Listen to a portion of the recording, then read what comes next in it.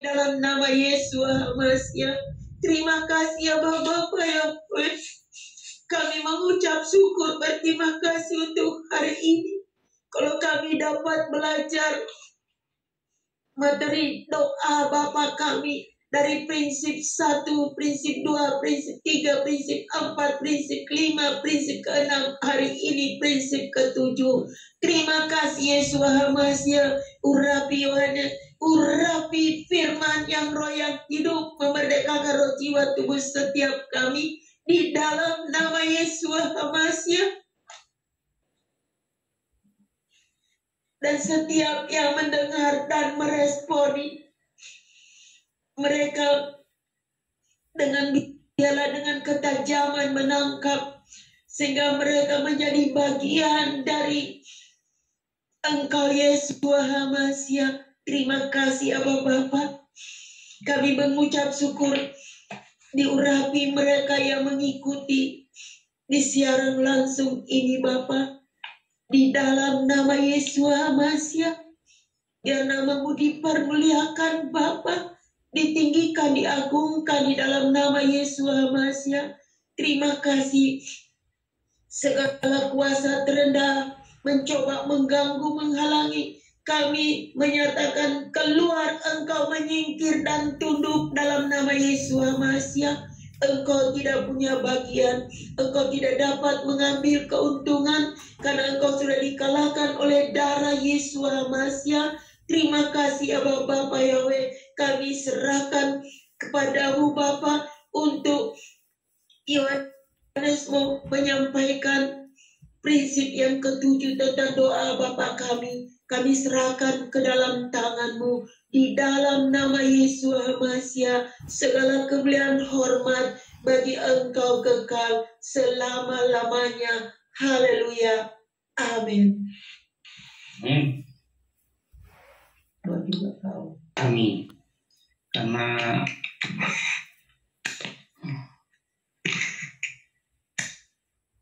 Salam. Shalom.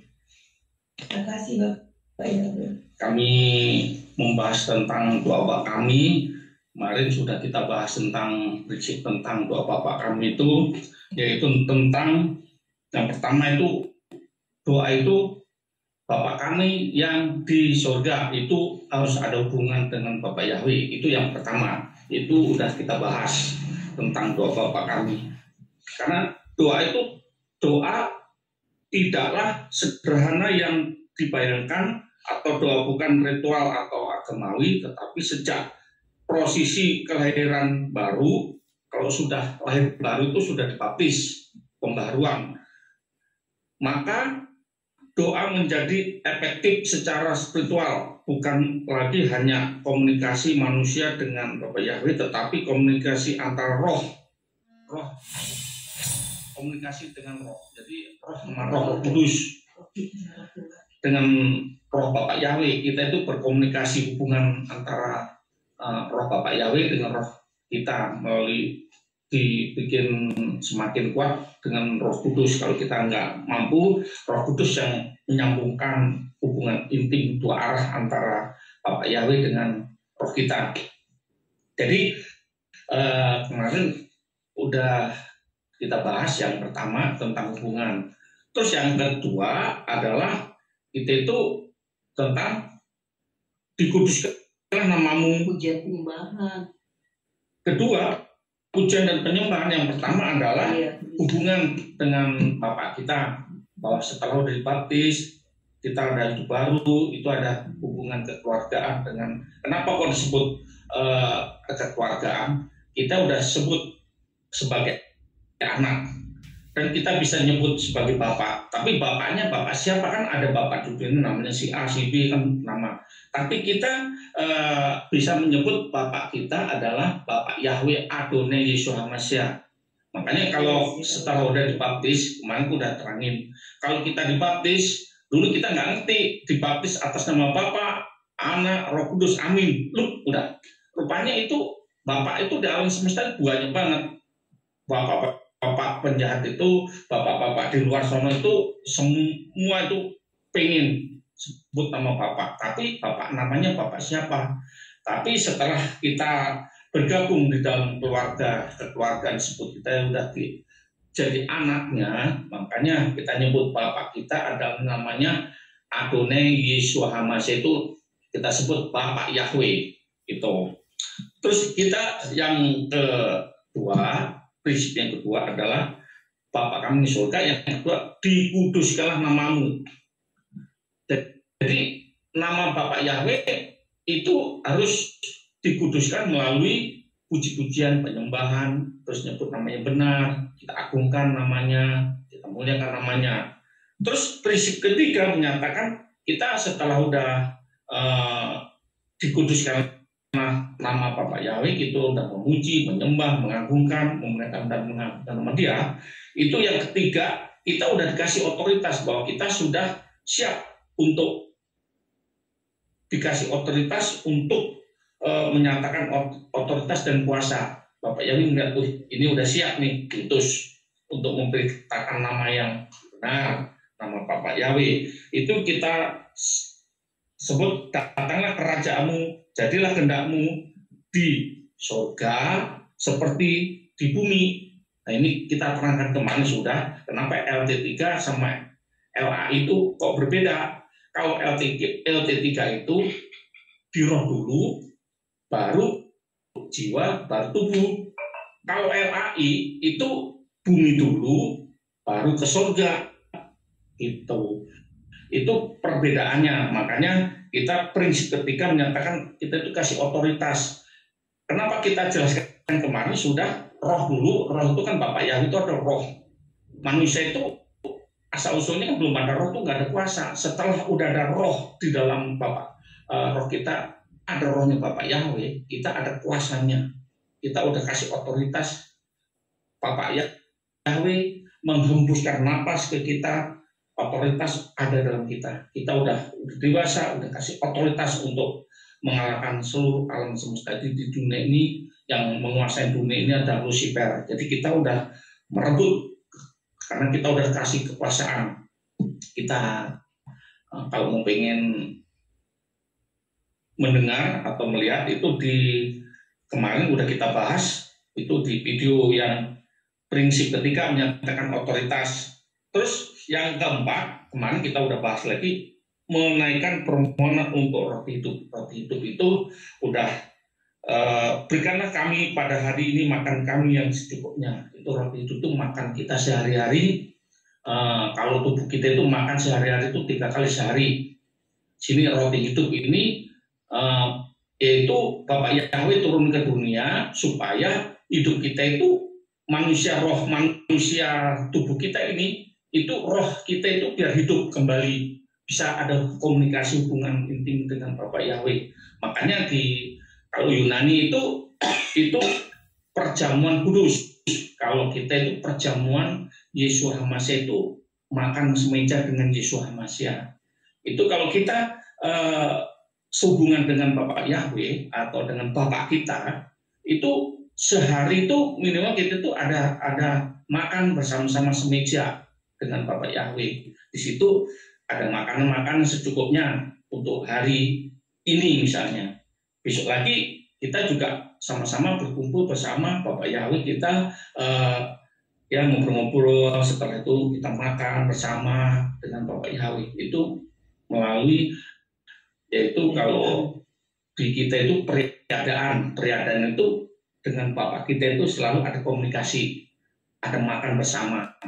Itu yang ketiga. Sekarang yang keempat itu menaikkan permohonan untuk roti hidup, itu yang keempat. Yang kelima, prinsip kelima menyatakan pengampunan Bapak Yahweh. Karena di dunia ini itu dari awalnya Bapak Yahweh itu selalu ada pengampunan, selalu mengampuni Adam dan Hawa. Dibilang jangan dimakan buah yang di Taman Eden, itu jangan dimakan, tapi tetap masih dimakan. Makanya dari sini nama yang sebenarnya yang disembah di alam semesta ini, itu orang-orang dunia, orang-orang di semua itu salah nyebut nama bapaknya. Kalau bapak-bapak di dunia itu nyebut bapak lain itu karena dia yang disembah oleh lain itu kan berarti bukan keluarga Bapak Yahweh, berarti di luar. Misalnya nyebut nama Bapak lain itu nama tetangga, nama Allah, tetangga itu Bapak lain lah, nama Yesus itu Bapak lain. Tapi kalau di dalam kekeluargaan kita itu, satu keluarga dengan Bapak kita itu sebut nama Bapak Yahweh. Itu Adonai Yesus Hamasyat sama-sama Roh Kudus itu udah satu keluarga. Jadi kalau mau pengen lanjut lagi, nanti lihat di prinsip kelima menyatakan pengampunan tentang Bapak Yahweh. Kita terangkan tentang Nuh itu menerangkan semua terhadap, karena Nuh itu menerangkan, kemarin kita jelaskan, kita singkat lagi, karena Nuh itu kan roh sama roh. Manusia akan dimusnahkan karena manusia rohnya itu mati pada zaman Nuh. Dikasih tahu nggak pada ngerti, karena otoritas semuanya itu pada saat dikasih sama manusia itu tidak ada otoritas pun di dalam manusia. Cuma di situ hanya keluarga Nuh, rohnya itu tidak akan hidup. Makanya pengen diselamatkan manusia, tapi manusia itu melalui Nuh diberitakan, melalui Nuh itu memberitakan manusia akan dihukum mati, akan dilenyapkan, karena manusia itu karakternya itu keluar dari Bapak Yahweh. Sistemnya berontak, tentang ibaratnya itu hubungan seks, semua itu udah di luar dari karakter roh Bapak Yahweh. Jadi sampai manusia dikasih tahu sama Nuh, sampai manusia itu zaman Nuh marah-marah manusia. Masa Nuh itu dikira kata orang gila? Malah saking marahnya manusia zaman Nuh itu mengambil kotorannya itu, tahu plastik itu dilempar di kapalnya sampai penuh kapal itu. Ya Nuh mengucap syukur, terima kasih Bapak Yahweh. Inilah umat manusia. Dia tidak mengerti apa yang disampaikan oleh Nuh, malah menolak. Akhirnya apa? Manusia itu marah-marah, dianggap Nuh itu gila, orang stres. Masa membangun batra atau membangun kapal di atas gunung paling tinggi. Jadi manusia itu selalu melemparkan batu, melemparkan kotoran, makanya mengucap syukur. Makanya didoakan pada saat Nuh mengucap syukur, kotor-kotoran itu akan jadi lem, jadi akan lengket, yang belum bolong itu akan jadi didoakan Bapak Yahweh itu akan diubah jadi lem. Nah itulah zaman Nuh. Makanya pada zaman Nuh itu kita terangkan mulai zaman Nuh, zaman Sodom dan Gomora itu dilenyapkan. Makanya zaman sekarang udah mulai zaman milenium. Makanya manusia zaman sekarang itu mementingkan diri sendiri untuk diri sendiri.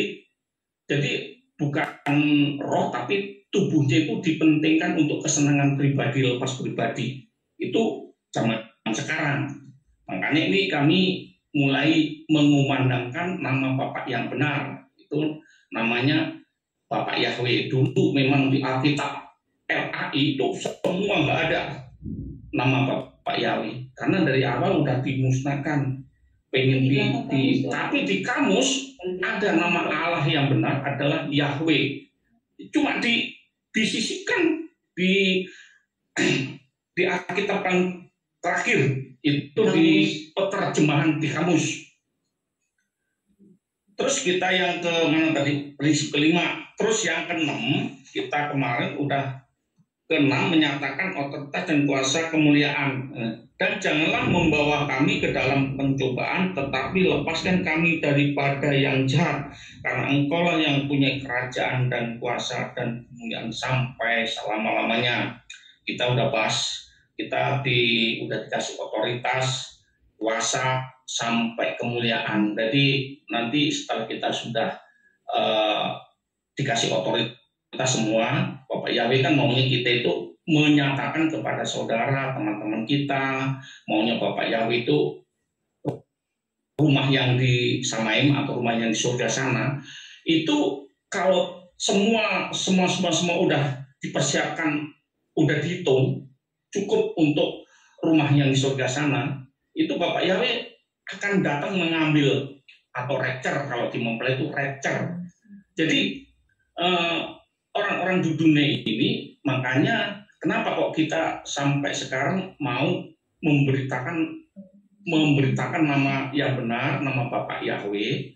Itu saya udah belajar itu mulai dari tahun 2002 itu, tapi belajar untuk saya nggak berani keluar. Sekarang saya sudah mulai tahun 2002 sampai 2023 kita mengenal nama itu. Kami belum berani, sekarang saya sudah harus berani.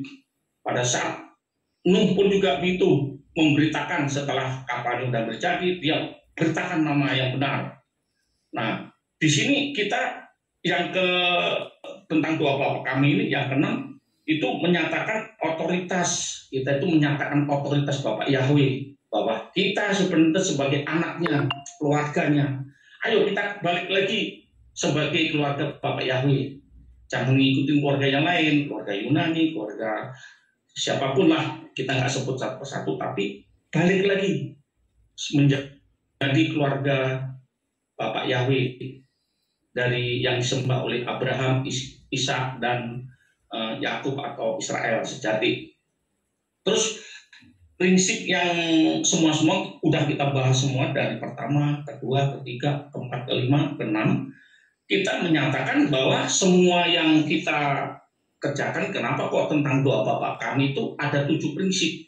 Itu khusus untuk murid sebenarnya. Kenapa kok di doa Bapak kami itu diadakan di gereja, untuk anak-anak sekolah minggu, untuk mau makan, untuk di kuburan. Itu orang mau mati, kemarin kita untuk rumah duka, itu pun orang mau mati, orang sudah mati, itu pakai doa Bapak kami. Karena doa Bapak kami itu sebenarnya itu semua prinsip, 7 prinsip itu untuk murid-muridnya yang sudah dewasa. Kita sebagai anaknya sudah dewasa, bukan anak-anak lagi. Kalau anak-anak itu memang Bapak Yahweh segala doa itu akan dijawab, karena dia nggak ngerti prinsip-prinsipnya itu.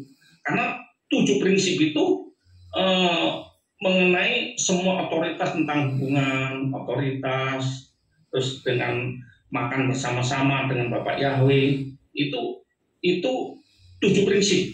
Terus yang kita bahas ini semua nanti kita satu persatu semua tentang 7 prinsip ini. Kenapa kok kita bahas tentang 7 prinsip? Itu tentang amin. Amin itu menyatakan bahwa saya sudah melakukan hal-hal 7 prinsip. Bukan seperti anak kecil. Kalau anak kecil kan kalau mau tiap pagi, Pak, kalau masih anak-anak umur 5 tahun tuh, Pak, minta duit, Pak, mau makan, mau jajan, mau minta semua. Itu prinsipnya itu untuk anak-anak. Tapi kalau doa Bapak kami itu untuk anak-anak, di prinsipnya pakai itu. Tapi kalau kita sudah dewasa, itu kita sebagai anak-anak nanti kita sudah kupas semua tentang prinsip-prinsip 7 prinsip ini. Kita menyatakan bahwa kita aminkan. Aminkan berarti kita sudah dewasa. Kan udah dikasih otoritas, semua udah kasih Shekinah Glory, semua udah dijalankan. Jadi prinsip-prinsip doa yang 1, 2, 3 sampai 6 sampai 7 itu menyatakan kami sudah dewasa Bapak, bahwa amin. Amin itu tentang doa Bapak kami itu amin. Amin itu menyatakan prinsip doa yang ke-7 terdapat di dalam satu kata terakhir, amin. Kata amin disebut di dalam prinsip doa ke-7 terdapat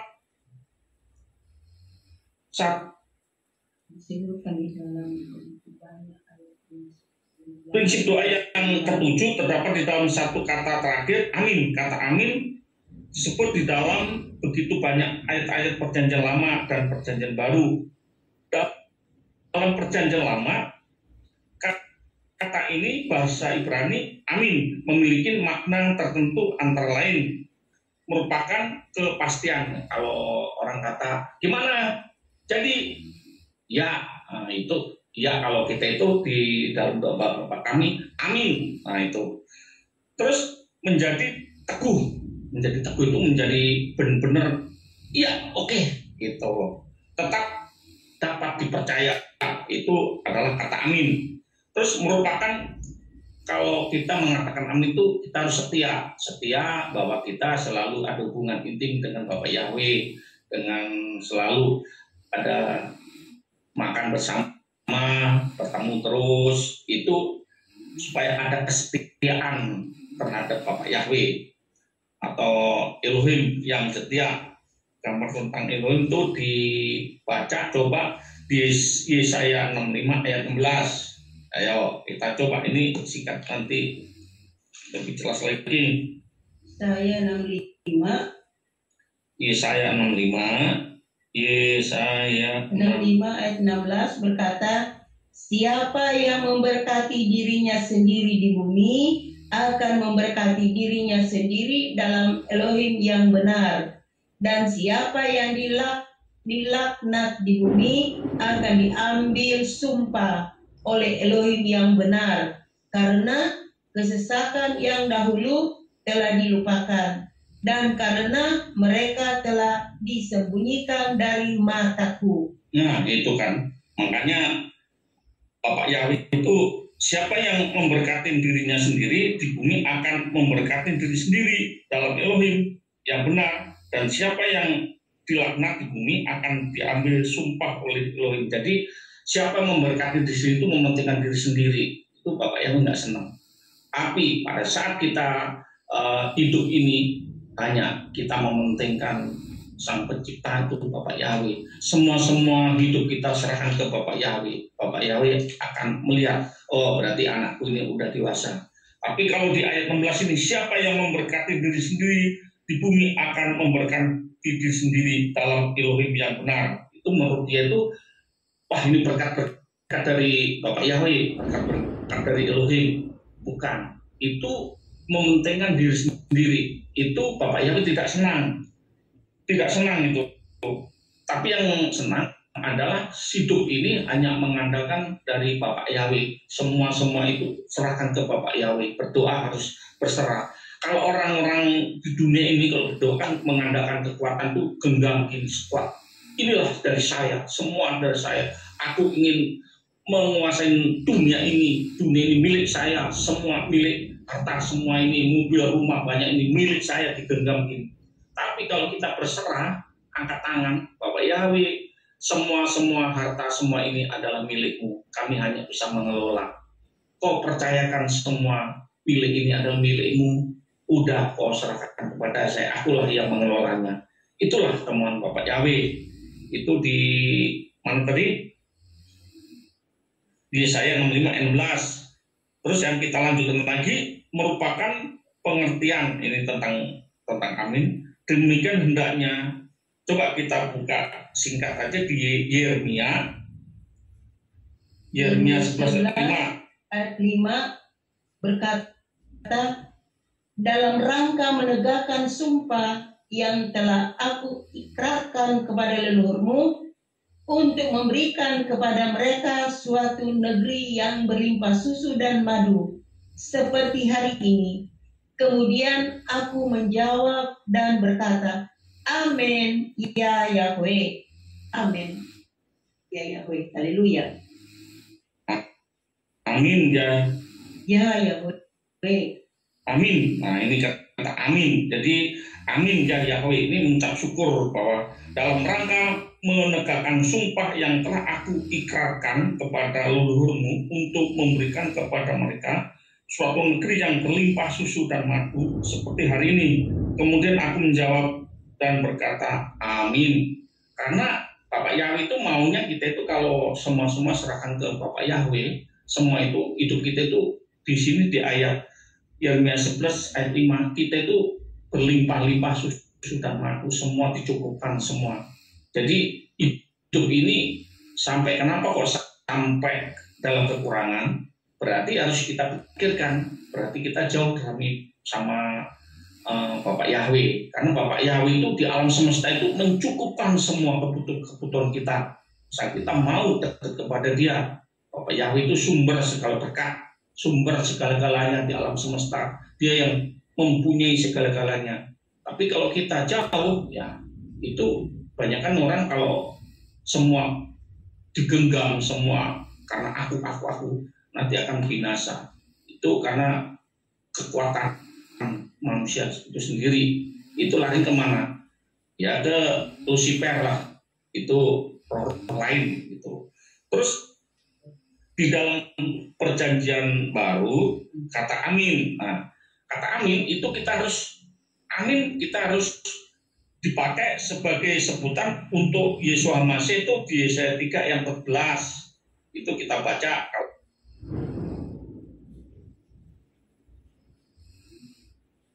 Kalau mau ayatnya panjang sih. Di Wahyu 3 ayat 14. Coba di Wahyu 3 ayat 14.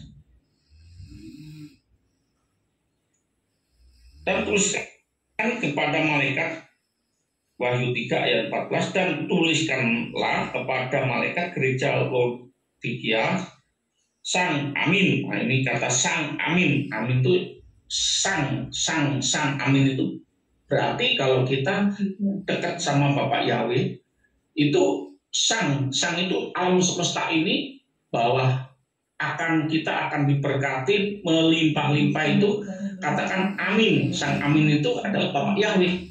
Itu sang amin. Saksi yang setia dan benar, penguasa dari ciptaan Elohim mengatakan hal-hal ini. Jadi kita kalau sudah diberkati, kita harus mengucapkan amin. Jangan diam-diam. Amin itu artinya terima kasih Bapak Yahweh, kami sudah menerima berkat-berkat daripadamu. Kita akan amin. Jangan kalau kita dikasih orang, diam aja. Kalau kita dikasih berkat sama saudara, teman, katakan terima kasih. Itu kalau kita dikasih berkat sama Bapak Yahweh, berkat-berkat dari kerjaan, dari manapun, berkat-berkat itu berasal dari Bapak Yahweh, katakan amin. Terima kasih Bapak, kami sudah menerima berkat-berkat daripadamu. Di Wahyu 3 ayat 14 itu tadi. Terus menyatakan pujian, kemuliaan, syukur, minta syukur, terima kasih atau hormat. Kita itu ada power bagi Bapak Yahweh atau Elohim. Kita tuh di Wahyu 7 ayat 12. Itu Wahyu 7 ayat 12. Seraya berkata amin, berkat dan kemuliaan dan hikmat dan ucapan syukur dan hormat dan kuasa dan kekuatan bagi Elohim kita untuk selama-lamanya. Amin. Nah, makanya kalau di sini tentang berkat itu seraya berkata amin. Berkat dari kemuliaan dan hikmat, ucapan syukur dan hormat dan kuasa dan kekuatan bagi Elohim kita untuk selama-lamanya. Tapi kalau kita mengatakan amin, berkat-berkat itu tidak akan hilang atau tiba-tiba berkatnya banyak, tiba-tiba nggak nyana atau habis. Misalnya kita kasih berkat misalnya 10 juta, duitnya kemana atau habis. Karena pada saat kebutuhan demi kebutuhan manusia itu kan, kalau lagi ada kebutuhan tak terduga, ada sale, ada murah-murah, promo, tak sadarkan diri. Jadi harus kita mengucapkan terima kasih Bapak Yahweh, mengucap syukur, karena di sini saya berkata amin. Nah, ini di ayat Wahyu 7 ayat 12, seraya berkata amin. Nah, terima kasih Bapak Yahweh, ini berkat-berkat daripadamu. Ya kita kembalikan dari 10% itu supaya pada saat benih itu diambil 10% untuk benih selanjutnya kita tanam supaya bertumbuh lagi, berbuah lagi, mendapatkan berkat lebih-lebih lagi gitu loh. Jadi berkat dan kemuliaan dan hikmat dan ucapan syukur dan hormat, kuasa dan kekuatan bagi Elohim kita untuk selama-lamanya. Amin. Itu seperti di Yudas 1 ayat 25. Yudas pasal 1 ayat 5 berkata, ayat 25. Bagi satu-satunya Elohim yang bijaksana, juru selamat kita adalah kemuliaan dan kebesaran, kekuasaan dan otoritas, sekarang dan bahkan sampai selama-lamanya. Amin. Yudas 1 ayat 25. Yudas 1 ayat 25. bagi satu-satunya Elohim yang bijaksana, Juru Selamat kita, Allah kemuliaan dan kebesaran, kekuasaan dan otoritas, sekarang dan bahkan sampai selama-lamanya. Amin. Amin. Nah itu ayat sampai 25 ya. Udah 1 ayat 25. Amin. Amin. Dipakai untuk menguatkan pujian dan memuliakan Tuhan. 2 Korintus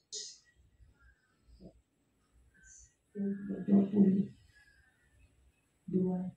Dipakai, kita lanjutkan lagi, dipakai untuk menguatkan pujian dan memuliakan Bapak Yahweh itu di 2 Korintus 1 ayat 20. Kita baca nggak? Baca lah. Coba. Tahu. 2 Korintus 1 ayat 20. 2 Korintus 1 ayat 20. 2 Korintus 1 ayat 20 berkata, ayat 20. Sebab apapun juga janji Elohim, berapa banyak di janji dalamnya ada ya, dan di dalamnya ada amin, untuk kemuliaan bagi Elohim melalui kita. Amin. Amin. Di ayat di sini dipakai untuk menguatkan pujian dan memuliakan Bapak Yahweh itu di ayat 20, sebab beberapa banyak janji Elohim. Itu janji, berarti kalau kita berdoa itu janji-janji Elohim itu kalau kita mengatakan Bapak Yahweh Engkau sudah memberkati kami, katakan amin, itu berkat belum ada, kita imanin amin. Jadi biarpun kalau kita sudah dewasa itu kita katakan berkat-berkat, misalnya katakan berkat-berkat yang sudah Kau berikan kepada kami terima dengan ucapan syukur amin, padahal berkatnya belum ada, tapi kita nyatakan itu dengan roh nubuat itu kita nyatakan berkat-berkat. Tapi Bapak Yahweh memberkati itu dengan lihat kapasitasnya, kapasitas anak ini sudah dewasa belum. Tapi kalau anak dewasa, anak-anak masih umur 3 tahun 4 tahun minta mobil, ya sampai kapanpun ya dijawab, tapi nunggu kalau sudah dewasa, sudah cukup umurnya, sudah bisa dipercaya. Orang ini udah misalnya umurnya udah 30, 40 atau udah 20 tahun ke atas misalnya. Anak ini udah siap diberkatin, udah diberi permintaan untuk mobil, nah itu akan diberi. Tapi kalau doanya itu melebihi kapasitas dari manusia itu ya nunggu waktunya gitu. Itu bisa 2 Korintus 1 ayat 20 itu dalam, sebab beberapa banyak janji Elohim di dalamnya ada ya, dan di dalamnya ada amin, untuk kemuliaan Elohim melalui kita. Terus kita lanjut lagi, merupakan keteguhan harapan. Itu di harapan itu di Wahyu 1 ayat 7, Wahyu 2 ayat 20. Itu Wahyu 1 mau dibaca? 7. Dibacalah Wahyu pasal 1 ayat 7. Wahyu 1 ayat 7. Wahyu pasal 1 ayat 7 berkata, Lihatlah, dia datang dengan awan-awan, dan setiap mata akan melihat dia, dan mereka yang telah menikam dia, serta semua suku di bumi akan merata karena dia. Ya, amin. Nah, di sini, ini kalau orang-orang di dalam dunia ini, kadang-kadang dia diberkatin itu tak sadarkan diri. Berkat-berkat itu kadang-kadang dari mana? Kadang berkat-berkat dari bapak lain, itu dia nyebutnya salah. Bapak lain diberkati melimpah-limpah berkat itu. Tapi di sini di ayat yang ke-7, lihatlah, dia datang dengan awan-awan dan setiap mata akan melihat dia, dan mereka yang telah menikam dia serta semua suku di bumi akan merata karena dia. Ya, amin. Jadi di sini makanya kalau kita mengatakan amin, itu berkat-berkat dari siapa? Makanya kalau semua berkat-berkat menurut iman seorang dengan keyakinan bahwa saya akan diberkati, pasti diberkati karena menurut iman orang itu. Tapi nanti yang memberkati siapa dulu? Bapak kan di luar banyak, dari bapak siapa, dari siapa. Kadang dari sesembahan dulu itu kan kita itu kan ada teman-teman, ada saudara, ada di mana itu kadang-kadang cari sesembahan di Jawa Timur itu kan ada di sesembahan, cari sesembahan kalau Jumat Legi lari ke Joyoboyo, cari itulah untuk biar dapat rezeki dari sana. Itu dari bapaknya dia. Makanya di sini Bapak Yahweh tidak senang. Coba kita lanjutkan lagi menjadi perkataan malaikat atas penyembahan 12 wilayah bangsa-bangsa diwakilkan oleh 24 tua-tua kepada anak domba atau Yeshua HaMashiach. Itu di Wahyu 5 ayat 4 sampai 14. Wahyu 5 ayat 8. Wahyu 5 ayat 8 sampai 14. Wahyu pasal 5 ayat 8. Bukan 14 sendiri. Iya, ayat 8 dan 5 ayat 8 berkata,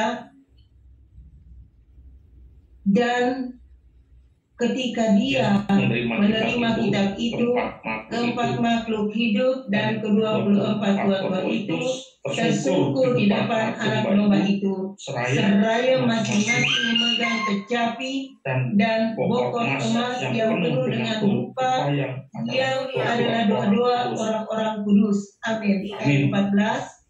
Ayat 14 berkata, berkat dan hormat dan kemuliaan dan kekuasaan sampai selama-lamanya bagi dia yang duduk di atas takhta dan bagi ayat 14 dan keempat makhluk itu berkata amin, dan ke-24 tua-tua itu tersungkur dan menyembah dia yang hidup sampai selama-lamanya. Amin. Itu di Wahyu 5 ayat 14. Dan keempat makhluk itu berkata amin, dan ke-24 tua-tua itu tersungkur dan menyembah dia yang hidup sampai selama-lamanya. Nah, jadi kalau kita terangkan ini ada materi khusus spesial, nanti ada lanjutan tentang itu di Wahyu 5 ayat 14, itu tentang 24 tua-tua. Terus kita lanjutkan lagi, itu menyatakan ya atas semua janji Elohim yang pasti akan dipenuhi. Itu janji-janji itu kalau kita sudah dewasa, udah ngikutin prosedur-prosedur dari Bapak Yahweh, kita mau mendengar dari perkataan-perkataan, ngikutin karakter-karakter dari Bapak Yahweh, Yeshua HaMashiach, karena dia Bapak Yahweh turun ke dunia itu memberi contoh. Dia mau sebagai manusia itu ngasih teladan-teladan semua itu seperti Yeshua HaMashiach pada saat ada di dunia ini. Itu gambarannya. Coba kita baca di 2 Korintus 1 ayat 20. 2 Korintus pasal 1 ayat 20 berkata, sebab apapun juga janji Elohim, di dalamnya ada ya dan di dalamnya ada amin, untuk kemuliaan bagi Elohim melalui kita. Amin. Haleluya. Di mana tadi? 2 Korintus 1 ayat 20. Mana tadi? 2 Korintus 1 ayat 20. Sebab apapun juga janji Elohim, di dalamnya ada ya dan di dalamnya ada amin, untuk kemuliaan bagi Elohim melalui kita. Nah, itu harus dikatakan amin. Terus kita lanjutkan lagi, banyak ayat nih menyatakan salum. Di dalam HaMashiach itu ada salum, menyatakan ya atas semua janji Elohim pasti akan dipenuhi. Terus mengatakan salum di dalam HaMashiach, di dalam Yeshua HaMashiach, dalam Roh Kudus. Itu 1 Petrus 5 ayat 14. 1 Petrus 5 ayat 14 berkata, salamilah seorang terhadap yang lain dengan ciuman kasih, damai sejahtera bagi kamu semua yang ada di dalam Yeshua HaMashiach. Amin. Amin. Ya. Salamilah seorang terhadap yang lain. Jadi kita harus sama saudara kita, sama sahabat-sahabat kita harus dekat dengan penuh dengan kasih. Jadi jangan cemberut. Jadi supaya berkat-berkat itu ada pada kita harus bersahabat. Kita kasihlah dengan salam damai sejahtera, karena karakter-karakter dari Bapak Yahweh itu kalau melihat wajahnya, cahayanya, auranya itu ada penuh dengan kasih, itu berkat-berkat itu tercurah atas dalam hidup kita. Itu di mana tadi? 1 Petrus 5 ayat 14 itu di salamilah seorang terhadap yang lain dengan ciuman kasih, damai sejahtera bagi kamu semua yang ada di dalam Amasya Yesus Amasya. Amin. Itu di 1 Petrus 5 ayat 14, supaya karakter-karakter Yesus itu ada dalam hidup kita. Coba kita lanjutkan Roma 15 ayat 33. Kita lanjut. Roma 15 ayat 33 berkata, dan Elohim damai sejahtera ada bersama kamu semuanya. Amin. Haleluya. Ada damai sejahtera. Katakan amin. Jadi kalau kita itu ada damai sejahtera, ada kasih sukacita, itulah hidup kita. Belajar di dunia ini seperti di surga. Pada saat kita nanti pulang ke rumah Bapa, kita nggak kaget. Jadi di sana itu ada sukacita, ada damai sejahtera, ada puji-pujian, ada penyembahan. Kita belajar di dunia ini seperti di surga. Terus kita lanjutkan lagi, menyatakan keselamatan kerajaan roh. Tuh, kerajaan roh. Jadi kerajaan roh, hidup kita itu masih ada di dunia ini, belum melihat nanti hidup kita itu. Makanya di ayat yang tadi itu di Roma 15 ayat 33 itu kita belajar hidup, menyatakan keselamatan kerajaan roh. Nah, kok ada kerajaan roh? Kerajaan roh itu hidup kita itu kalau dipenuhi dengan Roh Kudus, orang melihat bahwa roh kita itu lebih tinggi daripada jiwa tubuh. Jadi roh lebih tinggi. Kalau roh kita lebih tinggi, hidup kita tuh seperti kerajaan roh. Kerajaan roh tuh roh kita lebih tinggi, lebih dewasa. Kenapa? Kalau Bapak Yahweh, kalau roh kita lebih tinggi, Bapak Yahweh mau tinggal di dalam hidup kita. Tapi kalau roh kita kecil di bawah, tubuh kita di atas, ya Bapak Yahweh nggak mau tinggal di dalam hidup kita. Makanya menyatakan penyataan keselamatan kerajaan roh yang menjauhkan kita dari rancangan yang jahat. Itu coba kita telusurin dari 2 Timotius 4 ayat 18. 2 Timotius pasal 4 ayat 18 berkata, Tuhan juga akan meluputkan aku dari setiap perbuatan jahat, dan Dia akan menyelamatkan ke dalam kerajaan surgawinya, bagi Dialah kemuliaan sampai selama-lamanya. Amin. Oh, ayat 18 kan? Tuhan juga akan meluputkan aku dari setiap perbuatan jahat, dan Dia akan menyelamatkan ke dalam kerajaan surgawinya, bagi Dialah kemuliaan sampai selama-lamanya. Amin. Haleluya. Amin. Tuh, dan Bapak Yahweh akan melepaskan aku dari setiap pekerjaan yang jahat. Jadi kalau kita dekat sama Bapak Yahweh, jadi kita itu selalu ada lingkupan. Mesti contohnya kalau misalnya kita itu kasih gambaran tuh ada ikan tuh taruh di akuarium. Jadi ada binatang-binatang lain itu mau merekam tuh nggak bisa, mau ngambil. Jadi kita itu udah ada perlindungan, dilindungi sama Bapak Yahweh. Dan Bapak Yahweh akan melepaskan aku dari setiap pekerjaan yang jahat, dan Dia akan menyelamatkan aku ke dalam kerajaan surgawinya, bagi Dialah kemuliaan sampai selama-lamanya. Itu di 2 Timotius 4 ayat 18. Terus kita lanjutkan lagi, merupakan kata yang diucapkan sebagai reaksi dari pendengaran atau kebenaran. Jadi kita itu harus, telinga kita, perkataan kita itu harus selalu positif, jangan dengar negatif terus, tentang selalu didengar negatif, yang diucapkan negatif. Nah itu dari mana itu? Itu dari bapak-bapak lain. Coba kita baca merupakan kata yang diucapkan sebagai reaksi Itu 1 Korintus 14 ayat 16. 1 Korintus 14 ayat 16 berkata, sebab jika dengan roh engkau dapat memberkati dia yang menempati kedudukan yang tanpa karunia, bagaimana dia akan berkata amin atas ucapan syukurmu, karena dia tidak mengetahui kamu mengatakan apa. No. Oh, ayat yang 16 kan? Itu jadi, sebab jika engkau dapat memberkati dengan roh, jadi memberkati roh, jadi roh kita itu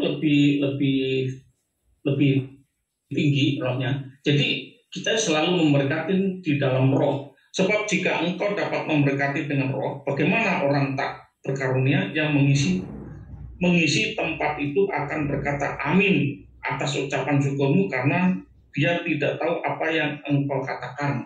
Jadi kalau kita di dalam roh, berdoa di dalam roh kebenaran, karena Bapak Yahweh itu mencari pendoa-pendoa yang benar, itu berdoa di dalam roh dan kebenaran. Jadi pakai bahasa-bahasa dari Bapak Yahweh, kita ucapkan dengan ucapan syukur, dengan bahasa-bahasa dari bahasa roh dari Bapak Surgawi, apa kita ucapkan, tiba-tiba tak tersadarkan diri, tiba-tiba berkat-berkat itu selalu ada gitu loh. Apa yang kita ucapkan tadi, kayak kita berdoa apa ya, lupa. Nah, kalau kita menyenangkan hati Bapak, memuliakan nama Bapak Yahweh dengan puji-pujian melalui roh kita, apa yang kita ucapkan, tak sadarkan diri, tiba-tiba berkat itu mengalir terus, tak henti-hentinya gitu. Kita lanjutkan lagi, merupakan kata depan untuk haleluya. Itu haleluya itu roh nubuat. Kita ucapkan segala sesuatu itu katakan haleluya. Nah, haleluya itu haleluya, terpujilah nama Bapak Yahweh. Itu haleluya, itu roh nubuat, rohnya seperti rohnya Babel. Kalau kita mengatakan ada sesuatu yang jahat, itu kita katakan haleluya. Roh Babel itu katakan seperti roh Babel. Haleluya itu mengalahkan kedagingan kita. Jadi kalau kita misalnya ada ucapan kata-kata kita salah, negatif, itu kita katakan haleluya supaya Babel itu di hidup kita itu dihilangkan, jangan sampai ada di dalam hidup kita. Kenapa? Hidup kita itu sebenarnya itu otak kita itu ada tiga.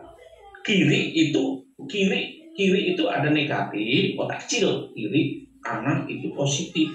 Terus antara dua itu, ini jelek, ini baik.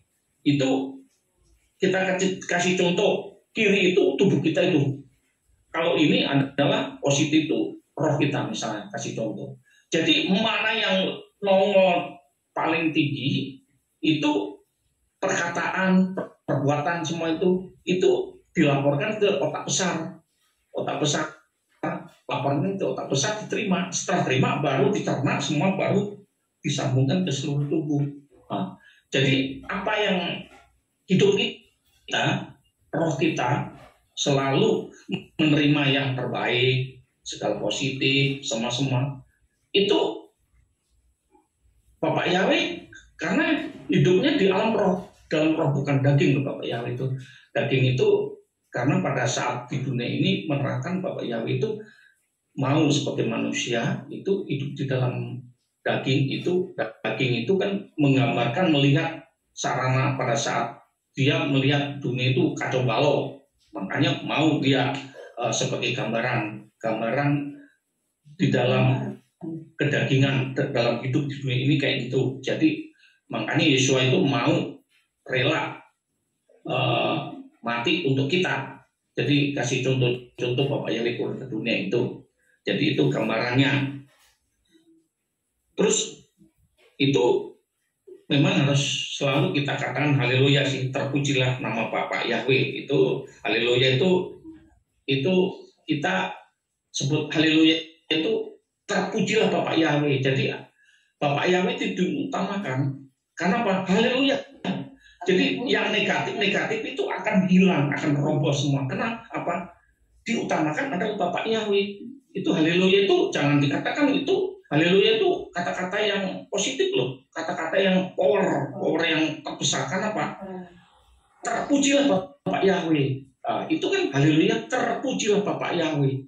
Kenapa? Segala yang rendah-rendah itu kalau misalnya gini, kasih contoh, Pak RT atau Pak Gubernur sekitar sini, dia mengadakan kesalahan, ada apa-apa, tiba-tiba ada presiden datang, dia lebih berkuasa Bapak Presiden datang, wah kabur semua, yang itu akan menghormati, akan tunduk kepada paling tinggi, yaitu terpujilah Bapak Yahweh.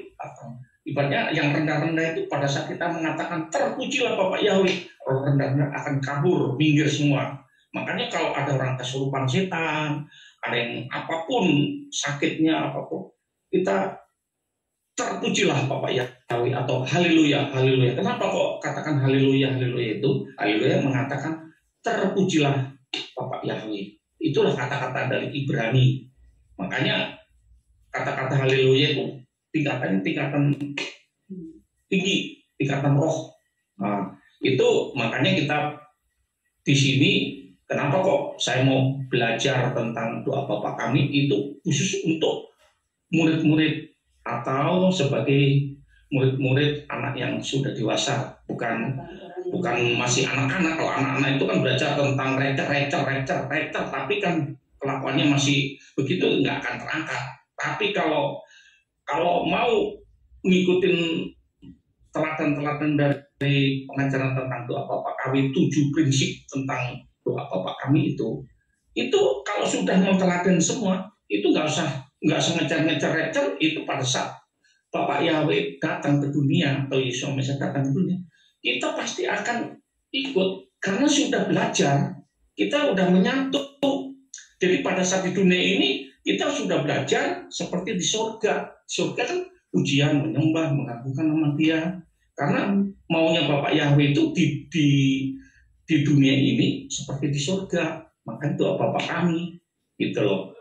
Jadi kenapa kok bisa surga itu maunya mendudukin kita itu? Makanya kita belajar Bapak Yahweh itu mencari penyembah-penyembah yang benar dalam roh dan kebenaran. Jadi hidup kita itu kalau dekat ke Bapak Yahweh, menyembah, memuji, menggunakan nama Bapak Yahweh, pasti hidupnya akan dibawa ke dalam kebenaran. Itu di mana tadi? Merupakan kata depan untuk haleluya. Itu roh nubuat. Itu penting, roh nubuat. Jadi segala sesuatu roh nubuat itu nggak ada jadi ada. Makanya kenapa kok kita pakai hukum Loa? Hukum Loa itu nggak ada jadi ada, roh nubuat. Makanya sebutkan haleluya, terpujilah nama Bapak Yahweh. Terus yang kita lanjutkan lagi, prinsip yang ketujuh ini merupakan kata profetik. Tentang tadi merupakan kata depan untuk haleluya. Kita baca firman-Nya. Itu di Wahyu 19 ayat 4 itu. Dan 19 ayat 4 berkata, dan ke-24 tua-tua dan keempat makhluk hidup itu tersungkur dan mereka menyembah kepada Elohim yang duduk di atas takhta seraya berkata, amin, haleluya. Nah, itu kata amin, haleluya itu dari penatua itu. Dan ke-24 tua dan keempat makhluk itu tersungkur dan mereka menyembah kepada Bapak Yahweh atau Elohim yang duduk di atas takhta seraya berkata amin atau disebut haleluya. Jadi haleluya itu kata amin itu ada kuasanya loh. Setelah amin itu kan berarti ya. Terus yes. Ada yes, oke. Ibaratnya itu oke. Baru haleluya, terpujilah nama Bapak Yahweh. Berkat-berkat sudah tercurah, gitu loh. Berkat tercurah atas kita. Amin, gitu. Jadi amin dulu, baru haleluya, gitu. Itu tadi di tentang haleluya, itu tentang Wahyu 19 4 mengucapkan syukur haleluya dengan positif atau dengan roh nubuat katakan haleluya. Terus kita lanjutkan lagi. prinsip-prinsip yang ketujuh itu, prinsip yang ketujuh ini merupakan kata profetik dari dalam suatu doa yang mengandung arti persetujuan dengan iman menjadi terjadilah demikian. Jadi dikatakan amin itu dengan iman loh. Nggak ada jadi ada, dikatakan amin itu akan terjadi demikian. Jadi segala sesuatu itu harus dengan iman, mengatakan amin. Nggak ada jadi ada. Nah itu harus dikatakan dengan iman. Yang tadi yang di atas haleluya itu tentang nubuat. Kita lanjutkan lagi, kata amin berefleksikan iman. Jadi semakin iman kita bangun terus, itu bisa terjadi yang lahir dari pengetahuan. Kalau kita nggak tahu, nggak ada pengetahuan, kita nggak ngerti. Makanya kita belajar dari pengetahuan kita nggak ngerti jadi mengerti. Makanya kita akan belajar di sini supaya kita jangan jadi anak-anak terus. Di sini keras. Makanya pemuritan ini kita belajar tuh mengenai sudah dewasa. Kalau kita ada perkataan yang keras-keras, ya berarti kita udah diproses menjadi dewasa, jadi pengerja-pengerja Yeshua Mashiach. Kita itu sebagai yaitu alat-alatnya Yeshua Mashiach. Pertama kita alat, setelah udah jadi alat kita jadi bejana-bejana yang indah, yang manis. Kalau kita alat kan dipakai, setelah dipakai udah ditaruh. Tapi kalau kita sebagai bejana-bejana Yeshua Mashiach nanti ditaruh di yang terbaik itu. Inilah anakku yang kukasihi. Itu senang Bapak Yahweh itu maunya begitu. Kata amin refleksi iman yang lahir dari pengetahuan menjadi ujung anak panah roh yang menuju surga di alam roh. Jadi kalau kita itu Bapak Yahweh itu kalau kita membangun roh kita itu selalu kita itu dipakai sebagai Bapak Yahweh itu sebagai anak panah. Anak panah itu tajam loh. Roh kita bangun hubungan kita dengan Bapak Yahweh, kita selalu memuji, menyembah, mengenal nama Bapak Yahweh. Kita itu dipakai sama Bapak Yahweh itu sebagai anak panah yang tajam.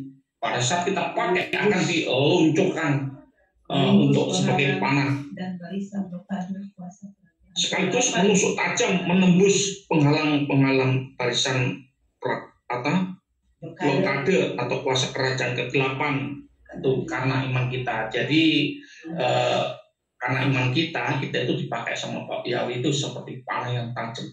Jadi kalau kita doakan segala sesuatu itu kita menusuk di alam roh itu sampai tembus. Itu sebagai senjata-senjata Elohim. Pada saat kita numpangkan tangan, segala roh jahat itu pasti akan luka. Kenapa? Semua tubuh kita, tangan kita pada saat numpangkan tangan, roh jahat kegelapan itu akan hancur, akan ibaratnya itu sebagai panah itu kalau kita panah atau tembak itu kena ke dia tembus, itu akan mati, akan hancur. Itulah maunya Bapak Yahweh kita itu diasah terus, diasah setiap hari dengan iman, dengan pujian penyembahan. Itu sampai di mana tadi? Ini kita lanjutkan. Ini panjang sebenarnya itu tentang tujuh ini. Tadi yang pertama, kedua, ketiga, keempat, kelima. Itu tentang yang pertama kita bahas juga sampai 3 jam 4 jam. Ini kalau kita bahas tentang amin ini bisa sampai sore ini. Kalau yang lanjutkan kita 4 jam, 6 jam nggak apa-apa sih. Tidak sampai itu aja. Ketujuh prinsip doa. Ya, ketujuh prinsip doa di dalam doa Bapa Kami itu kita cuma hanya menerangkan ketujuh prinsip doa tersebut merupakan kesatuan yang utuh di dalam membangun kehidupan doa dan memberi tuntunan arahan bagaimana menyatakan suatu doa yang dimengerti atau dinamis atau kuat, spesifik atau efektif dan terarah, atau bukan doa-doa klasik yang samar-samar dan agami atau doa-doa itu asal nyeplos. asal terungkap di mulut, asal ini. Tapi doanya di alam roh itu enggak kosong. Pokoknya enggak maunya doa-doa itu yang menembus atau menerobos seperti kita itu sebagai anak panah tadi itu. Pada saat kita mendoakan orang itu langsung dia langsung jatuh segala roh-roh kegelapan dimanapun kita berada, kita akan dikasih kuasa karena Roh Bapa Yahweh ambil bagian di dalam hidup kita. Doa syafaat harus dituntun oleh Roh Kudus atau di Roma 8 ayat 26 sampai 27. Dibaca nggak? Bacalah. Roma berapa? Roma 8 Roma 8 ayat 26 sampai 27 ya. Roma 8 ayat 26 sampai 27 berkata, dan demikianlah juga Roh membantu dalam kelemahan-kelemahan kita, karena kita tidak tahu apa yang dapat kita doakan sebagaimana seharusnya, tetapi Roh sendiri bersyafaat demi kita dengan keluhan-keluhan yang tak terungkapkan. Ayat 7, dan Dia yang menyelidiki hati telah mengetahui bagaimana pikiran Roh itu, karena menurut Elohim Dia bersyafaat demi orang-orang kudus. Amin. Kita lanjutkan lagi karena ini masih panjang. Dikeluarkanlah dari kebiasaan agamawimu. Itu kalau di agamawimu jangan dibiasakan kalau doa-doa itu seperti orang tetangga, itu seperti agamawi supaya enggak, wih doanya bagus. Jadi doa yang bagus itu jangan dilihat dari kebagusan, tapi rohnya itu utama, itu doa itu adalah di alam rohnya lebih dewasa. Kalau rohnya dewasa itu Bapak tuh cari orang yang penyembah yang benar, bukan cari orang yang hebat, kuat, kaya, raya, bukan. Tapi cari orang yang hatinya hancur, dengan rendah hati, dengan penuh kasih sayang. Itu coba kita buka di Matius 6 ayat 1 sampai 5 itu kalau salah kita baca panjang lagi. Ayat 6, 1, terus 5, ayat 23, pasal 23 atau salah satu aja. Coba. Pasal 6 ayat 1 dan ayat 5 aja. Kalau 23 ayat 5 enggak usah. Sebenarnya boleh dibaca. Apa tadi? Matius pasal 6 ayat 1 berkata, perhatikanlah sedekahmu supaya jangan melakukannya di hadapan manusia sehingga dilihat oleh mereka. Dan jika tidak, kamu tidak memperoleh pahala di hadapan Bapamu yang di sorga. Ayat 5.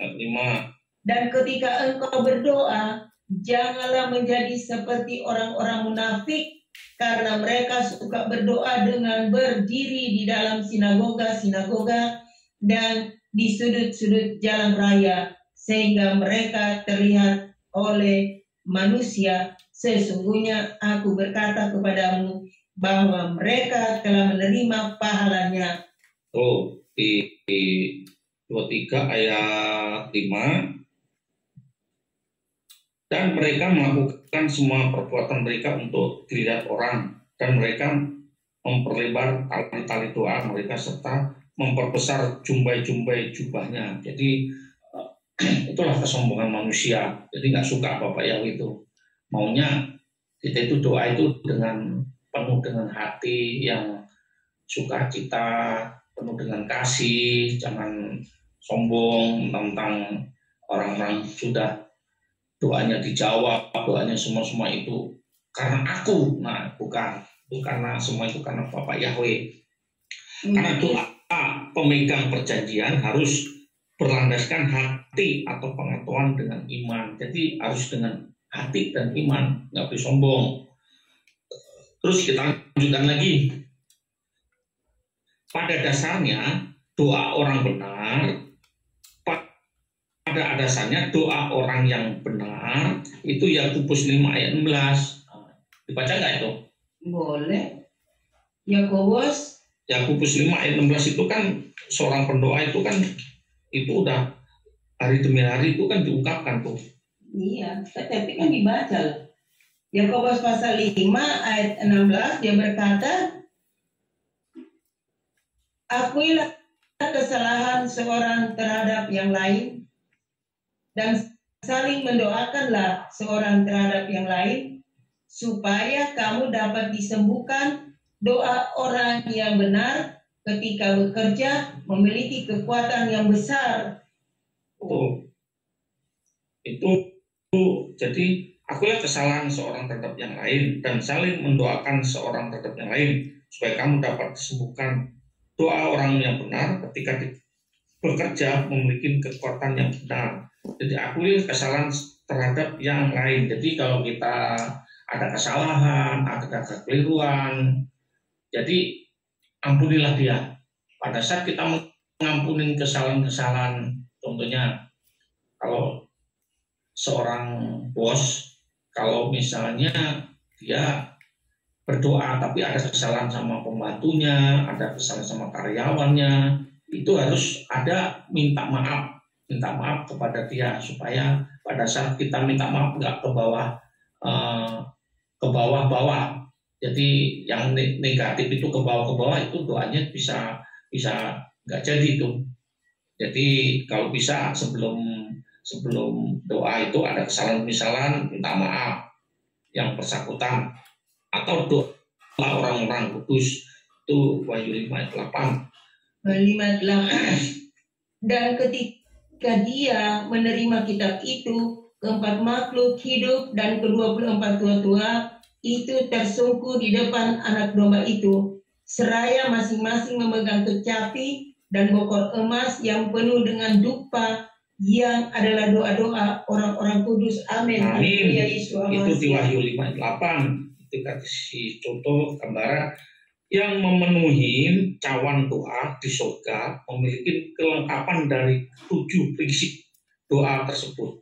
Jadi kita udah bahas tentang 7 prinsip doa yang kita bahas yang sudah dari 1, 2, 3, 4, 5, 6.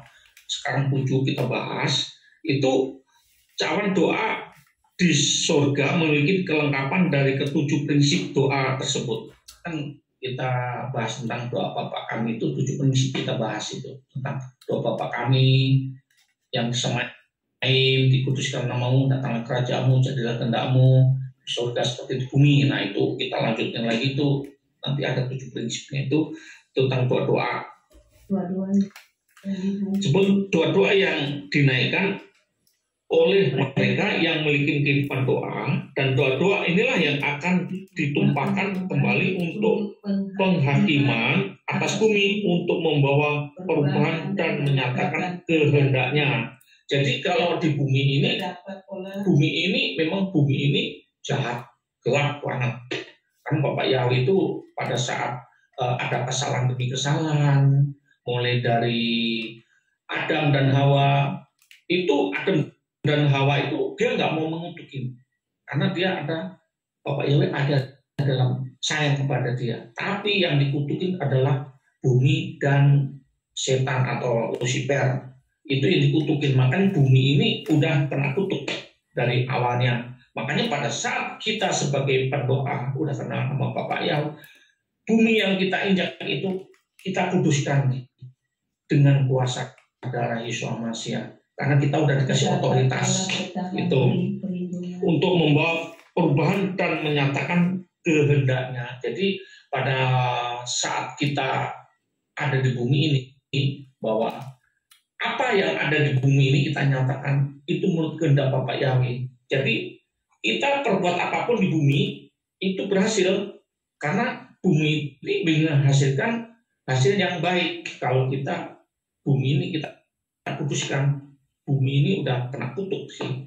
Tapi pada saat kita menanam apapun, menanam biji-bijian, menanam apapun di bumi ini, menurut kehendak Bapak Yahweh itu akan sukses, akan berhasil.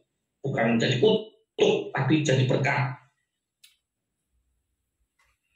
Kita lanjutkan lagi terhadap pola bertahan atau perlindungan dan pola menyerang itu di materi tersendiri itu tentang roh nubuat. Kalau kita bahas tentang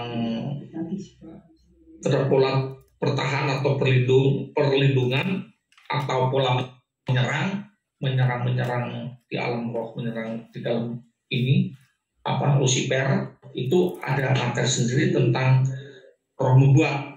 Itu materi spesial nanti. Itu nanti setelah kita terangkan, itu ada materi khusus. Kita terangkan bisa 12 jam, tapi kita bilang nanti yang sempurna di dalam 7 prinsip doa yang dibangun dari hidup menyembah. Nah, itu kita sudah bangun, kemarin sudah bahas tentang doa Bapa Kami. Itu ada trik cara untuk penyembah yang benar. Terus di situ ada materi-materi khusus nanti, pujian dan penyembahan itu ada materi khusus. Nanti juga ada pujian penyembahan, ada materi-materi khusus. Itu kita terangkan cara-cara untuk memuji, menyembah, mengagungkan, triknya bagaimana. Itu ada pengajaran khusus itu. Nanti itu kalau kita mau belajar nanti ada materi-materi khusus. Di sini kita atau break atau gimana? Itu ada kita mulai dari jam 10, ini udah jam 12, 2 jam langsung. Ini habisnya aja. Enggak, itu tutup suara. Biarin lagi ya. Enggak, saudara, kita lagi ini kita supaya suaranya ini kita tutup semua.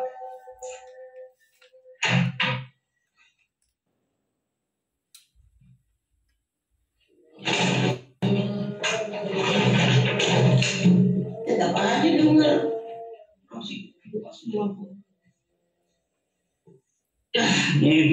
Jadi kita agak berkurang suara karena tetangga kita, saudara kita lagi menjalankan tugas.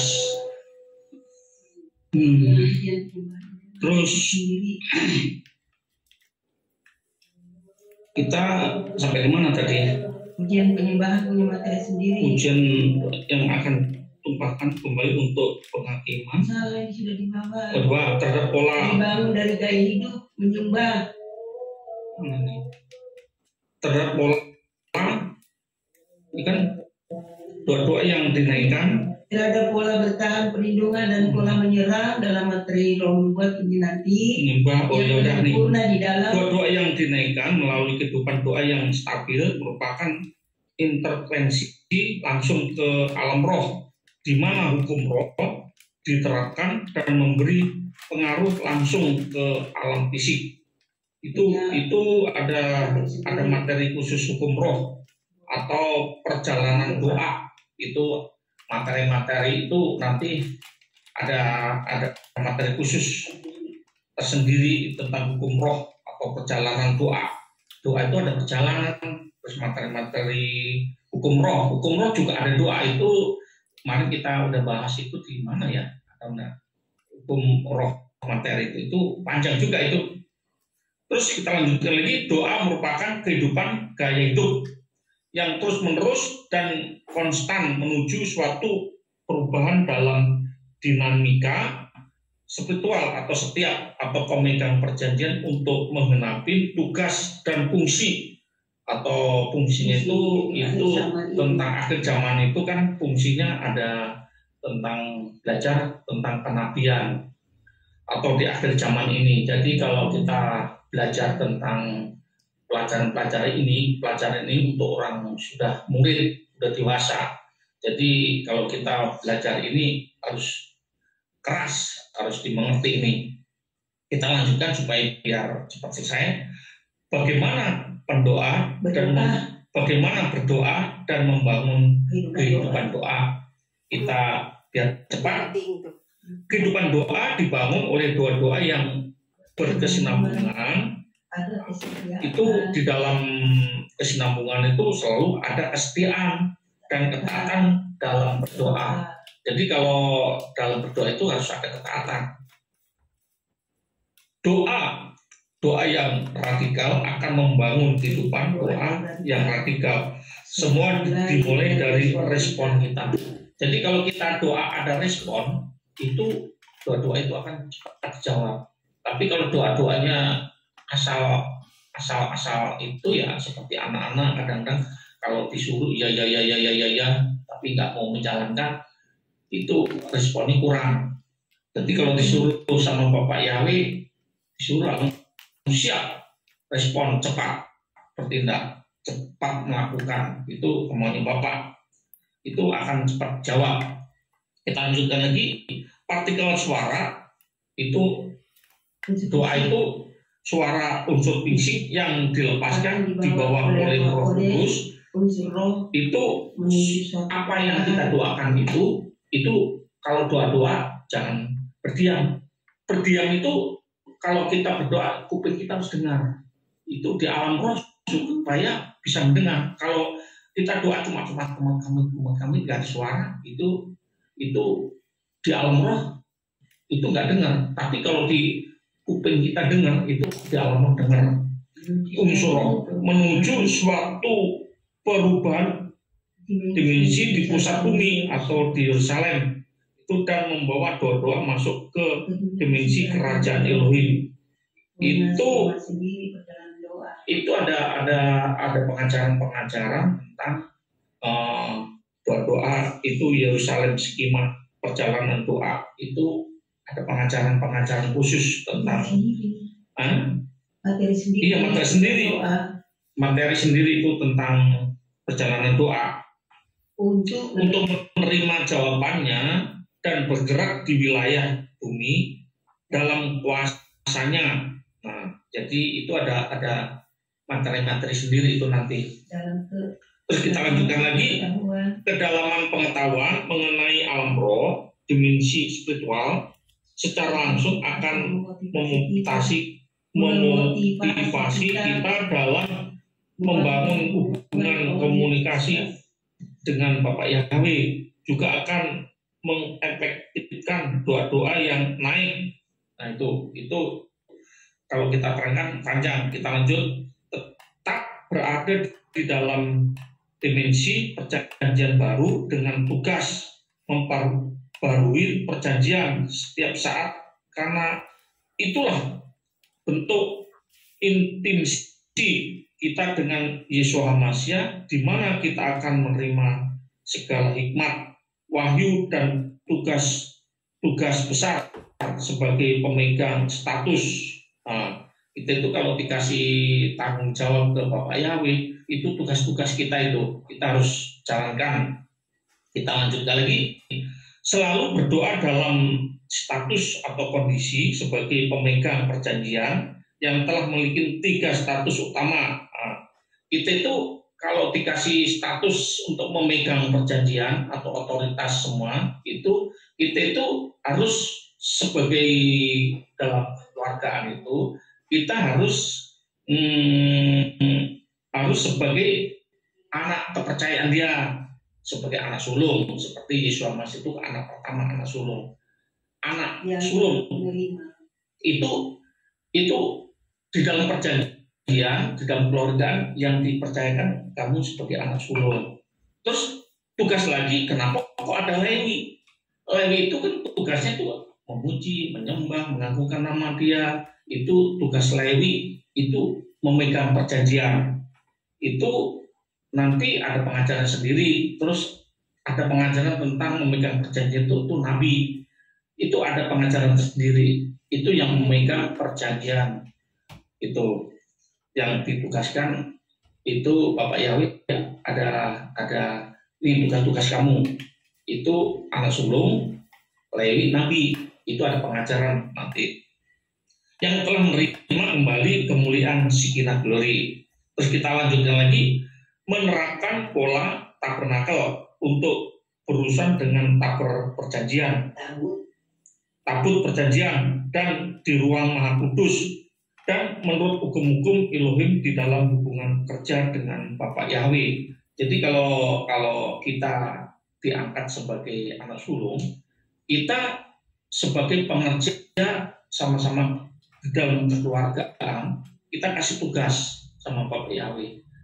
Tugas kamu ini, ada tugas tersendiri. Nanti kalau kita diangkat sebagai anak sulungnya, jadi kamu akan kasih tugas ini tugasnya. Kita lanjutkan lagi, tajam dan krisis dalam mengobservasi keadaan dan situasi dunia, baik lokal maupun global, baik yang terlihat maupun yang tidak kelihatan. Jadi sekarang kita kalau sudah sebagai murid, yang kelihatan nggak kelihatan kita jalankan di alam roh ini. Kalau kita doa-doa di alam roh itu, kalau kita sudah mengerti, sudah dewasa, kita bisa membaca di alam roh. Akan terjadi di alam roh itu terjadi dulu. Dunia belum ada, di alam roh itu udah ada. Misalnya alam roh ini akan terjadi, kasih contoh misalnya tsunami Aceh gitu ya. Itu di alam roh itu udah dikerjakan dulu. Jangan alam roh itu akan terjadi. Itu sebulan sebelum itu alam roh itu udah ada. Kenapa kok bisa terjadi alam roh? Karena kerusakan manusia sana itu harus benar-benar itu harus terjadi. Karena di sana itu kejahatan demi kejahatan, apapun di sana, kok sampai terjadi begitu, terus ada penindasan, ada apapun, itu disaring demi saring di alam roh itu bisa ada. Itu kenapa kok bisa sampai alam roh itu bisa terjadi, terus ada alam roh terjadi itu bisa digagalkan. Nah, itu ada perbandingan demi perbandingan doa-doanya itu. Terus kita lanjutkan lagi sebagai tambahan pedoman doa bukan metode, dan juga untuk memperhatikan waktu berdoa syafaat umum dan doa peperangan. Itu ada materi khusus peperangan spiritual, itu ada pengajaran juga. Jadi kalau kita sebagai murid ini, semua pengajaran doa Bapak kami ini banyak pengajaran bergabung, ada tugas-tugas tersendiri sesuai dengan keadaan atau kondisi alam roh yang tergambar saat posisi atau penyaliban Amasya itu di materi berita salib Amasya itu ada pengajaran khusus itu. Itu kalau kita baca di renungan, kehidupan di bumi ini hanyalah bagian kecil dari kekekalan, suatu yang teramat sedikit, namun demikian yang sekejap ini merupakan waktu yang teramat penting bagi Bapak Yahweh dan bagi kita semua manusia ciptaannya, karena di waktu yang singkat inilah masa depan kekal kita ditentukan. Yang menjadi persoalan bukanlah kemenangan akhir kerjaan Bapak Yahweh, namun siapakah yang mengambil bagian dalam kemenangan tersebut. Kelayakan kita diukur dari berapa jauh kita berfungsi sebagai makhluk roh. Nah ini, jadi kalau kita diukur nanti makhluk roh kita dan berfungsi adalah berintervensi ke alam roh melalui sarana doa kehidupan. Ini pengajaran tentang doa Bapak kami itu melalui sarana doa kehidupan. Itu doa-doa yang lain itu kok ada sarana doa kehidupan. Doa kehidupan itu hidup kita nanti di dunia ini kita tidak akan mati roh kita selama-lamanya. Ini kan di sini ada pengajaran sarana doa kehidupan. Jadi kalau kita belajar di dunia ini berdoa memuji menyembah Bapak Yahweh, itu akan hidup selamanya, akan kita bawa. Jadi tubuh kita nanti pada saat waktunya udah kadewasa habis ya udah, tapi roh kita akan ke sana. Tapi pada saat kita belajar di sini sarana doa kehidupan, pada saat Bapak Yahweh memanggil datang tentang kalau mempelai itu rapture ya, rapture itu kita orang pada sibuk tentang rapture. Itu kehidupannya dia belum jadi murid udah mikirin rapture sampai dia ke gunung sana-sana cari. Tapi di sini belajar tentang sarana doa kehidupan. Doa itu ada kehidupan, hidup doa kita. Pada saat doa kita hidup, roh kita itu hidup untuk selama-lamanya. Itu ada spesial doa. Doa bukan hanya membangun dan memelihara hubungan dengan Bapak Yahweh, tetapi juga menyatakan otoritas kerajaan. Jadi kita itu kalau doa itu nggak cuma untuk kita itu berdoa untuk Bapak Yahweh untuk ini, tapi Bapak Yahweh udah menyerahkan otoritas ke kita. Jadi otoritas itu kita udah dewasa, Bapak Yahweh itu menyerahkan otoritas kuasa tentang doa-doa kehidupan itu doa kita itu hidup seperti hidup. Jadi segala sesuatu yang kita doakan itu menurut kehendak Bapak Yahweh itu terjadi. Kuasa kebangkitan dan kuasa kemuliaan untuk merubah suatu dalam peperangan spiritual, itulah keseluruhan prinsip yang terkandung di dalam doa Bapa Kami. Status dan hubungan pujian dan penyembahan, otoritas dan kuasa permohonan menurut kehendaknya dan visi global Elohim. Pemberesan hubungan dalam pengampunannya, bertindak dalam otoritas kerajaan, kuasa kebangkitan serta kuasa kemuliaan untuk menyatakan perubahan demi perubahan di bumi suatu kehendak visi global. Amin.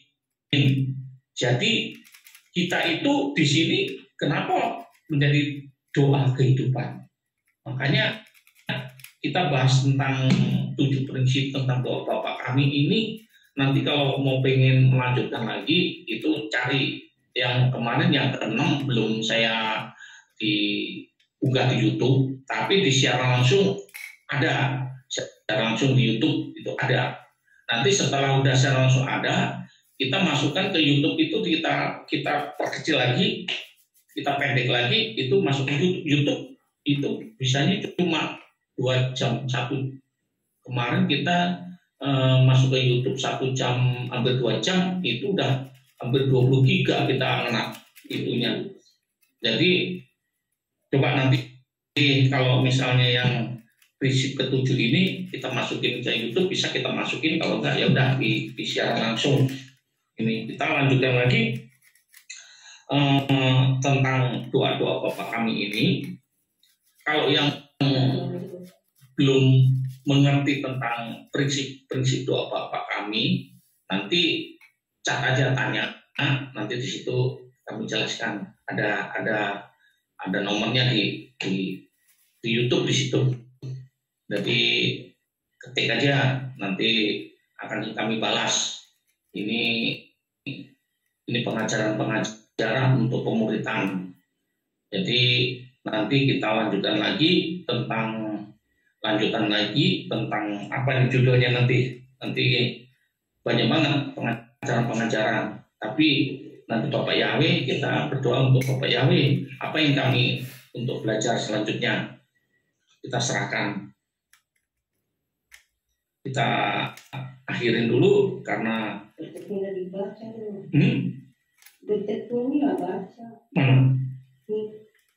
kita berdoa 1 Tesalonika 5:17.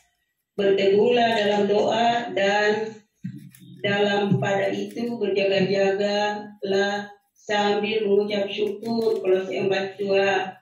Kita ketika ia memanggil gulungan kitab itu, tersungkurlah keempat makhluk dan ke-24 tua itu di hadapan anak domba itu, masing-masing memegang 1 kecapi dan 1 cawan emas penuh dengan kemenyan. Itulah doa orang kudus. Amin, haleluya. Amin. Itu tambahan dari acara itu. Jadi pada saat ini kita mengucap syukur terima kasih siapa yang mau bergabung di sini.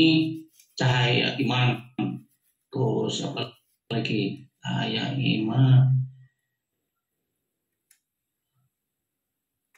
haleluya. Wah, Iman Silaga ikut.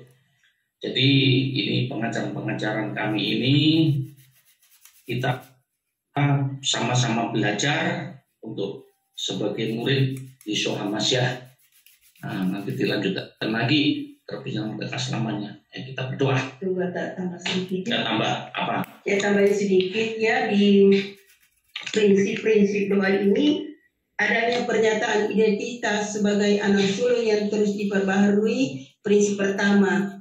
Lalu prinsip kedua ialah pernyataan gaya hidup memuji, menyembah hari demi hari, itu prinsip kedua. Di dalam adanya pernyataan otoritas kerajaan dan kuasa kebangkitan dalam setiap situasi yang kita hadapi yang dinyatakan melalui Roh Nubuat, itu prinsip ketiga. Adanya pernyataan iman untuk tetap dalam kemampuan untuk menerima kehidupan melalui penyatuan dengan daging dan darah Yesus Hamasiah, prinsip keempat, periadaan. Adanya pernyataan pemberesan hubungan yang terus-menerus dengan Tuhan, dengan Yesus Hamasiah dalam kehidupan dimensi ikatan perjanjian baru, itu prinsip kelima. Adanya penyertaan otoritas dan kuasa yang bertumbuh dengan kelengkapan kuasa Shekinah sebagai bagian dari keberadaan anak sulung, yaitu prinsip keenam.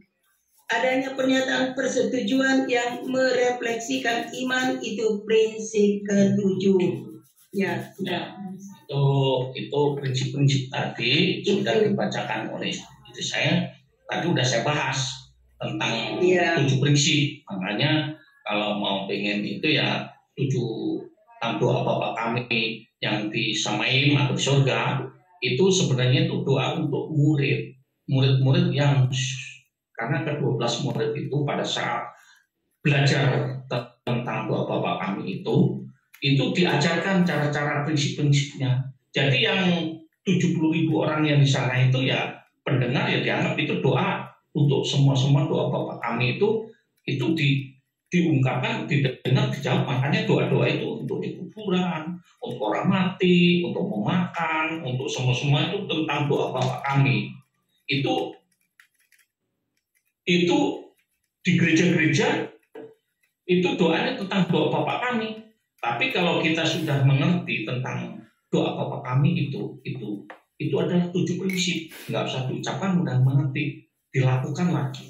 7 prinsip itu yang sudah kita ajarkan, bukan tentang tiap hari tentang doa Bapa kami yang di Samaim, dikuduskan namamu, datanglah kerajaanmu, jadilah kehendakmu di bumi seperti di surga atau seperti di bumi. Itu doanya kadang-kadang tiap hari, kadang sehari berapa kali doanya itu untuk bukan murid itu. Kalau murid ya 7 prinsip. Udah kita akhiri. Bukan akhiri, doa dulu ini sudah termasuk periadaan. Ada periadaan, ada doa. Oh, ya.